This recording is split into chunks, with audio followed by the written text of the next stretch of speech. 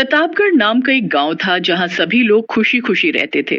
मकर संक्रांति कुछ ही दिनों में आने वाली थी और सभी लोगों में बहुत उत्साह था। बाजारों में बहुत भीड़ थी और लोग तरह तरह की पतंगे खरीद रहे थे। उसी गांव के जंगलों में एक चुड़ैल रहा करती थी। चुड़ैल भी एक दिन बाजार में आकर खड़ी हुई। वाह, कितनी सुंदर पतंगे हैं। एक काम करती हूँ, मैं भी ले लेती हूँ। इस बार मेरा भी मन है कि मैं इन गांव वालों के साथ मकर संक्रांति मनाऊं। चुड़ैल जाकर एक दुकानदार से पतंग मांगती है। वाह वाह, तुम्हारी पतंगे तो बड़ी सुंदर है, मुझे भी चाहिए।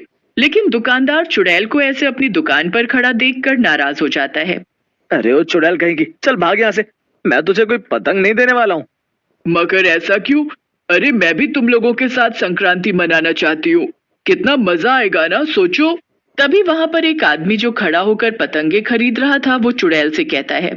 ओहो, देखो तो जरा इस चुड़ैल को, बढ़िया है हमारे साथ त्योहार मनाने वाली। जाके भूतों के साथ मना त्योहार। खबरदार जो तुम मकर संक्रांति के दिन गांव के आसपास भी दिखाई दी तो।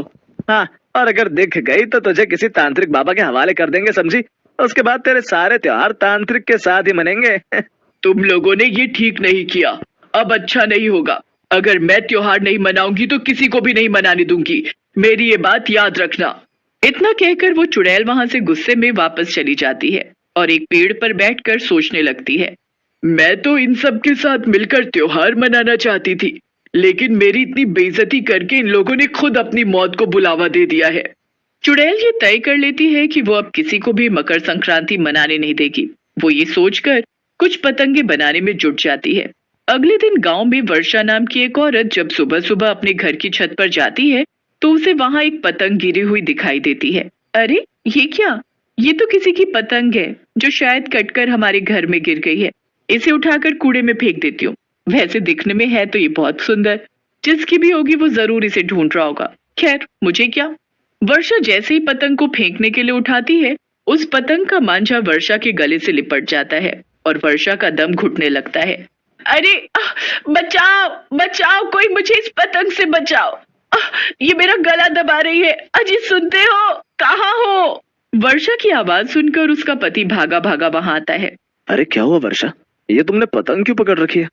अरे मैंने पतंग को नहीं, बल्कि इस पतंग ने मुझे पकड़ रखा है। इसके मांझे से मेरा गला दब रहा है। जल्दी मुझे बचाओ, मेरा दम घुट रहा है। वर्षा का पति मांझे को निकालने की बहुत कोशिश करता है, लेकिन पतंग वर्षा से अलग नहीं होती है और वर्षा का गला दबने की वजह से उसकी मौत हो जाती है। वर्षा का पति जोर जोर से रोने लगता है और पूरे मोहल्ले के लोग इकट्ठे हो जाते हैं। अरे भैया, ये सब भला कैसे हुआ? कुछ समझ नहीं आ रहा मुझे। न जाने कहां से पतंग हमारी छत पर आ गिरी और इसके मांझे ने वर्षा का गला दबा दिया। अरे लगता है कि ये कोई भूतिया पतंग है। लोग आपस में बातें करते रहे और थोड़ी देर बाद वहां से चले गए। अगले दिन फिर से एक दूसरी औरत रिंकी की घर की छत पर वैसी एक पतंग आकर गिरी। अरे ये तो किसी की पतंग आकर गिरी है। ओह, मगर लोग कह रहे हैं कि ये कोई भूतिया पतंग है। लेकिन इसे देखकर तो ऐसा कुछ भी नहीं लग रहा। अरे क्यों इसे फेंकूं? इतनी अच्छी तो पतंग है। अभी बाजार लेने जाऊंगी तो 150 रुपए बर्बाद होंगे। यही उठाकर बंटी को उड़ाने के लिए दे देती हूँ, वो भी खुश हो जाएगा और मेरे पैसे भी बच जाएंगे। रिंकी लालच में आकर पतंग को उठा लेती है और वर्षा की तरह ही पतंग का मांझा रिंकी का भी गला पकड़ लेता है। बचाओ बचाओ, कोई मुझे बचाओ। रिंकी दर्द से तड़पने लगती है और उसकी भी वर्षा की तरह ही मौत हो जाती है। अब सारे गांव में दहशत फैल गई थी कि कोई भूतिया पतंगे उड़ा रहा है। लोगों ने डर के मारे पतंगे खरीदनी भी बंद कर दी और कोई भी बच्चा छत पर पतंग उड़ाने नहीं जा रहा था। बाजारों में एकदम सन्नाटा छा गया था। ये सब होने से वो पतंग बेचने वाला दुकानदार बेहद परेशान हो जाता है, क्योंकि उसकी एक भी पतंग नहीं बिक रही थी। वो दुकानदार रास्ते में जा रहे एक आदमी को रोककर उससे पूछता है। क्या हुआ भैया, कोई पतंग खरीदने क्यों नहीं आ रहा है? अरे क्या तुम्हें नहीं पता, सारे गांव में भूतिया पतंगे घूम रही हैं। कोई भी पतंग उड़ाने की हिम्मत नहीं कर रहा है। सब अपने घरों में कैद है, यहाँ तक कि लोग अपने ही घर की छत। क्या भूतिया पतंग? हाँ, वो पतंग जिस किसी के भी हाथ लगती है उसकी मौत तो तय है। पतंग का मांझा सामने वाले का गला दबाकर उसे मार देता है। अगर तुम्हें अपनी जान प्यारी हो तो तुम भी अपनी यह दुकान बंद करके घर पे बैठो। अरे ठीक है, मुझे सलाह मत दो, जाओ यहाँ से। फिर वो आदमी वहां से चला जाता है। लगता है ये उसी चुड़ैल का काम है। उसने मुझे धमकी भी दी थी, शायद वो अपनी बेइज्जती का बदला ले रही है। ठीक है, तो इस बार उसने गलत आदमी से पंगा लिया है।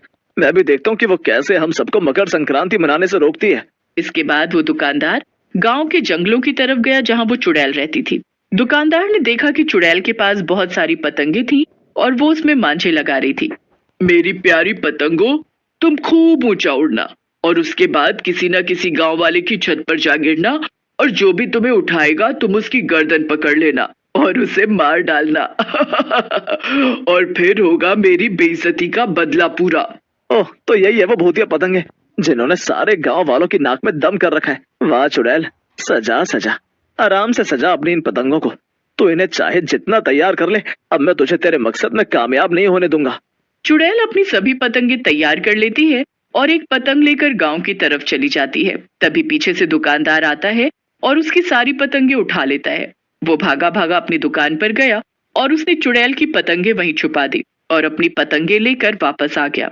दुकानदार वहां से चला जाता है और चुड़ैल वापस आ जाती है। अगले दिन मकर संक्रांति थी और चुड़ैल फिर से एक पतंग को हवा में छोड़ आती है। अब ये भूतिया पतंग जिसके भी घर में गिरेगी वही होगा मेरा अगला शिकार। आज तो मैं किसी को भी संक्रांति मनाने ही नहीं दूंगी। काफी देर हो जाती है लेकिन आज भूतिया पतंग की वजह से किसी की भी जान नहीं गई थी। इस सब से चुड़ैल काफी परेशान हो जाती है। अरे ये क्या, आज गांव में कोई भी मेरी भूतिया पतंग का शिकार नहीं बना? ऐसा कैसे हो सकता है? मेरी पतंग ने अपना काम क्यों नहीं किया? ये सब हो क्या रहा है? मुझे तो कुछ भी समझ नहीं आ रहा। लगता है मुझे ही जाकर पता लगाना पड़ेगा।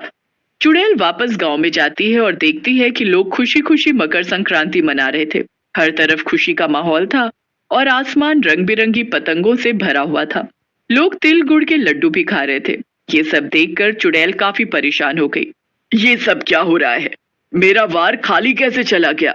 चुड़ैल दूर खड़ी होकर ये सब सोच ही रही थी कि तभी वही दुकानदार वहां पर आ गया। क्या हुआ चुड़ैल की बच्ची, क्या सोच रही हो कि हम सब तुम्हारी उन भूतिया पतंगों से कैसे बच गए? हाँ, तू तू यहाँ? तो ये सब तेरा ही किया धरा है ना? तूने मेरा सारा खेल बिगाड़ा है ना? हाँ हाँ, बिल्कुल सही पहचाना तूने चुड़ैल कहीं की। ये सब मैंने किया। मैंने ही इन सब गांव वालों को तेरी भूतिया पतंगों से बचाया है। मैंने पहले ही तेरी सारी पतंगे अपनी अच्छी पतंगों से बदल दी थी और इसलिए तेरी उड़ाई पतंग की वजह से किसी की भी जान नहीं गई। तेरी इतनी हिम्मत? मैं तुझे छोड़ूंगी नहीं। रुक, अभी बताती हूँ तुझे। मैं तुझे जान से मार डालूंगी। चुड़ैल दुकानदार को मारने के लिए आगे बढ़ती है लेकिन तभी कुछ गांव वाले मिलकर चुड़ैल को पकड़ लेते हैं। हटो, छोड़ो मुझे, हटो, मैं तुम सबको मार डालूंगी।